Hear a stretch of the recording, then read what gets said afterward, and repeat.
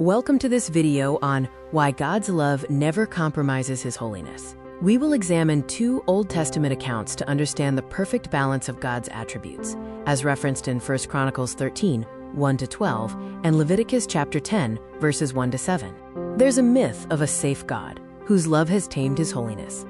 We wrongly imagine an Old Testament God who is strict and a New Testament God who is sentimental. However, if God's love corrupted His justice, He would cease to be holy, and therefore not God. God's holiness is His otherness. To truly understand the cross, we must first understand the fire.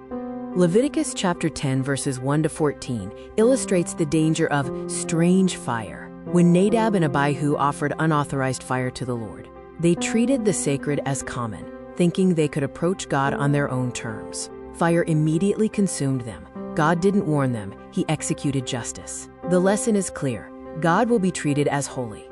You cannot negotiate with a consuming fire.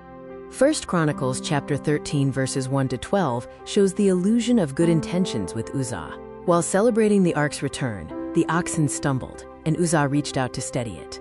He assumed his hand was cleaner than the mud, believing God's holiness needed the protection of a sinner. The Lord's anger burned, and He struck Uzzah down instantly. Justice is what we deserve, and Uzzah committed high treason by touching the ark with a sinful hand.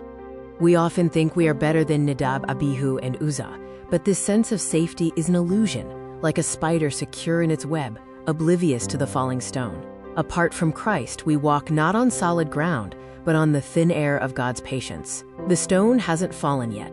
The world argues that a loving God wouldn't punish sin, believing love cancels out wrath. They are wrong. If God is truly loving, He must hate sin because it destroys what He loves. Justice is necessary. God cannot simply pass over sin, or He would be a corrupt judge. God's holiness demands that every sin and unauthorized fire must be punished. The cross is where mercy and justice kiss. Jesus offered the authorized fire of a perfect life as a substitution for us. God poured the full weight of the falling stone onto His Son. The death that struck Uzzah was died by Christ. Through this great exchange, because Jesus took the justice we deserved, we now receive the mercy we do not deserve. Do not trust your own web or good intentions when standing before a holy God. Outside of Christ, you are one breath away from the fire. In Christ, you stand on the rock of ages. God's holiness is a consuming fire, but because of the cross, it purifies us. Trust not in the work of your hands, but in the wounds of His.